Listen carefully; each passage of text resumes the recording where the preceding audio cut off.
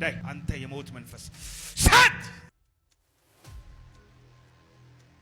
ፋየር ኢን ዘ ማይቲ ኔም ኦፍ ጂሰስ አንተ አውሬ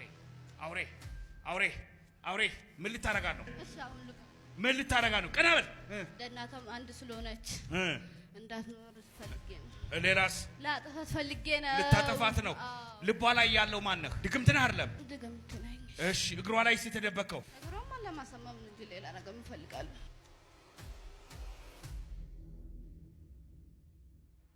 አሁን ነፍሷን ባል ስጋዋን ጤናዋን ዘመኗን ልቧን እግሯን ለቅቄ ጩኬ እወጣለሁ።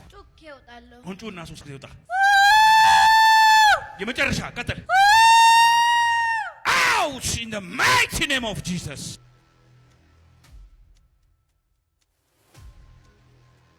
ይሄንን መዝሙር ለምን እንደዘመርኩት ገብቶሻል?